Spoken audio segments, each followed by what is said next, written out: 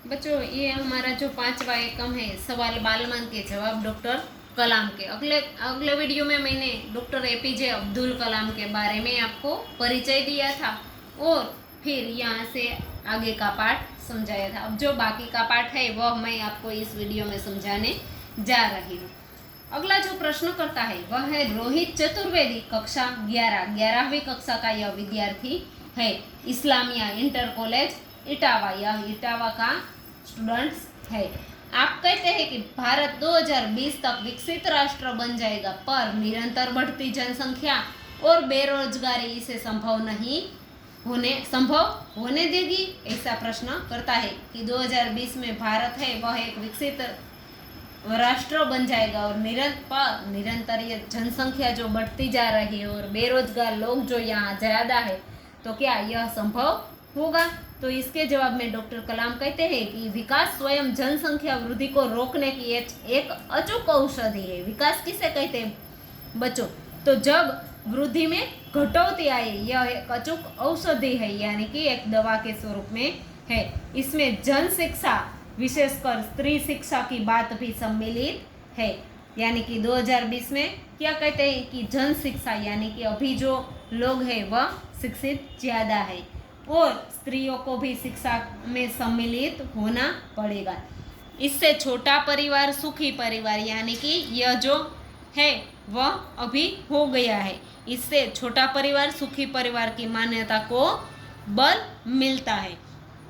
भारत है वह 2020 का मिशन यहाँ के युवाओं को रोजगार के पर्याप्त अवसर सुलभ कराएगा। यानी कि जो बेरोजगार लोग हैं उसे रोजी रोटी मिलेगी, काम मिलेगा।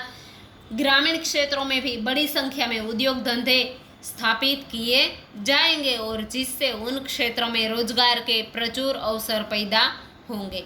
बच्चों, यह बात है वह अभी हमारे गांव में भी हम देखते हैं कि कई तरह के अलग अलग छोटे बड़े जो उद्योग है, गृह उद्योग जो घर पे किए जाते हैं, वह देखने को मिल रहे हैं। तो जो डॉक्टर कलाम ने कहा था वह अभी सफल हुआ है, ऐसा लग रहा है। अब आगे का जो प्रश्न है, अंश मेहता यानी 12वीं कक्षा का यह विद्यार्थी है, तेजस हाई स्कूल बड़ौदा, यह बड़ौदा का स्टूडेंट है। वह प्रश्न पूछता है कि आपको ऐसा क्यों लगता है कि 2020 तक भारत विकसित राष्ट्र बन जाएगा? तो वह कहते हैं कि ऐसा क्यों लग रहा है आपको? तो उसके जवाब में डॉक्टर कलाम कहते हैं कि भारत की जनसंख्या 1 अरब से अधिक है, 1 अरब से अधिक है। इसमें 54 करोड़ लोग 25 वर्ष से कम आयु के हैं। 54 करोड़ लोग 25 वर्ष से नीचे की आयु के हैं। वे हमारी राष्ट्रीय शक्ति है। भारत 2020 तक विकसित राष्ट्र में परिवर्तित करने के लिए हमारे पास यह एक प्रचुर प्राकृतिक संसाधनों में के साथ ही सुनियोजित खाका भी उपलब्ध है। यानी कि 54 करोड़ युवा है, उसके विचारों की एकता ही है, वह निश्चय ही इसे विकसित राष्ट्र में परिवर्तित करने में हमें सफलता दिलाएगी। यानी कि युवा पीढ़ी के विचार अच्छे होते हैं, इसलिए 2020 तक डॉक्टर कलाम ऐसा कहते हैं कि भारत है वह विकसित राष्ट्र बन जाएगा, क्योंकि वह शिक्षित भी होते हैं इसलिए। अब आगे का जो प्रश्न है, एस कार्तिक, कक्षा 12वीं, अमर ज्योति इंग्लिश स्कूल बेंगलोर, वह क्या प्रश्न करता है बच्चों? कई छात्रों के बड़े बड़े लक्ष्य होते हैं, पर आर्थिक तथा अन्य समस्याओं के कारण वे इन्हें प्राप्त नहीं कर पाते। यानी कि दिक्कत आती है उसका जो लक्ष्य है वह पाने में। वे अपना लक्ष्य आखिर कैसे प्राप्त करें? तो उसे जानकारी चाहिए, यानी कि जानकारी के तौर पर यह प्रश्न पूछा गया है। तो बच्चों, डॉक्टर कलाम उसका जवाब देते हैं कि स्कूल में पढ़ाई में अच्छा प्रदर्शन करने पर छात्रवृत्ति भी मिलती है, यानी कि शिष्यवृत्ति जिसे हम कहते हैं वह मिलती है। साथ ही उच्च शिक्षा के लिए बैंक में ऋण यानी कि उसकी लोन भी मिलती है। जीवन में ऊंचा लक्ष्य निर्धारित करने पर बाधाएं तो आती ही रहती, मुश्किलियां तो आती ही है। जब बड़ा अचीवमेंट तो बड़ी बाधाएं होती है बच्चों। तो हमें ज़्यादा से ज़्यादा कठोर परिश्रम करके जो अच्छे उत्कृष्ट कार्य है इन्हें पराजित करना होगा और हमें दृढ़ निश्चय करना होगा, तभी हम वह हासिल कर सकेंगे। विघ्न, बाधाओं, मुश्किलियां हैं, वह व्यक्ति को पराजित नहीं कर सकते और हमें पराजित भी नहीं होना चाहिए। दृढ़ मक्कमता हो और हमारा मनोबल भी मजबूत हो तो हम कुछ भी हासिल कर सकते हैं। उसके बाद का जो प्रश्न है, मिथुन के द्वितीय वर्ष B level AICTE Amrita Puri, वह प्रश्न क्या करता है बच्चों? तो वह कहता है कि भारत को विकसित राष्ट्र बनाने में राजनीति की क्या भूमिका होनी चाहिए, यानी कि भारत को विकसित बनाने के लिए राजनीतिक तौर पर उस लेवल पर क्या करना चाहिए? तो कहते हैं कि जिम्मेदार राजनीतिज्ञ, जो जिम्मेदार राजनीतिज्ञ होता है उसकी दूरदर्शिता पूर्ण नीतियां बनाता है। वह दूरदर्शिता यानी कि दूर तक देखने की नीतियां बनाता है, नीतियां घड़ता है कि कई अगले सालों में अब क्या होगा, तो उसके लिए हमें क्या करना चाहिए, ऐसी दूरदर्शिता, उसे दूरदर्शिता कहते हैं। महात्मा गांधी ने निष्ठा के राजनीतिक सिद्धांत को सत्य, अहिंसा, निस्वार्थ भावना में ढालते हुए ब्रिटिश सरकार के विरुद्ध अपनी लड़ाई छेड़ी और फिर उसमें विजयी भी हुए।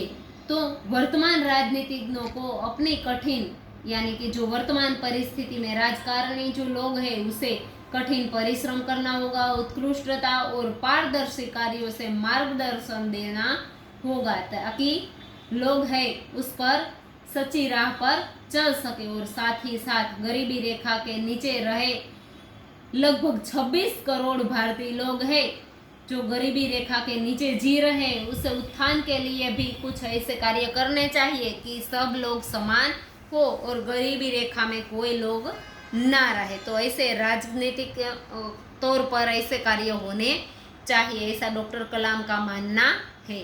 उसके बाद का जो प्रश्न है, प्रश्न करता है श्री नंदिता सुबी, तृतीय वर्ष MGR इंस्टीट्यूट चेन्नई, या चेन्नई की विद्यार्थिनी है। वह क्या प्रश्न करती है बच्चों कि रक्षा की दृष्टि से विजन 2020 का लक्ष्य पाने में महिलाओं की क्या भूमिका हो सकती है, यानी कि जो विजन है भारत का 2020 में भारत को सुविकसित राष्ट्र करने का, तो उसमें महिलाएं क्या कर सकती है, ऐसा यह बच्ची प्रश्न करती है। तो उसमें डॉक्टर कलाम जवाब देते हैं कि विजन 2020 में रक्षा अनुप्रयोग के क्षेत्र में महत्वपूर्ण प्रौद्योगिकीय विकास पर विचार किया गया है। उसमें उद्योगों के बारे में विचार किया गया है। तो राष्ट्रीय सुरक्षा की भी बात भी विजन 2020 का एक अभिन्न अंग है। राष्ट्र की सुरक्षा यानी कि देश की सुरक्षा, यह भी 2020 का एक अभिन्न अंग है। सशस्त्र सेनाओं में नियुक्ति के लिए पुरुष और महिलाओं के आधार पर कोई भेदभाव नहीं किया जाता, यानी कि सशस्त्र सेना 3 दल है सेना में हमारे, तो उसमें जो सशस्त्र यानी कि शस्त्रधारी जो दल होता है उसमें पुरुष और महिला का समान हिस्सा होना चाहिए, यानी कि समान भर्ती होनी चाहिए। तीनों सेनाओं में पर्याप्त महिला अधिकारी नियुक्त है और राष्ट्रीय रक्षा क्षमता में वृद्धि के लिए भी महिलाएं उच्च स्तर पर सामरिक सेना बहुगुणक उपकरणों पर कार्य करके अपना सहयोग दे सकती है, यानी कि सभी क्षेत्रों में महिला है उसे जाना चाहिए और अपना हिस्सा देना चाहिए। तो बच्चों आज ऐसा ही हो रहा है कि महिला किसी भी क्षेत्र में पीछे नहीं है, महिला है वह सभी क्षेत्रों में आगे है।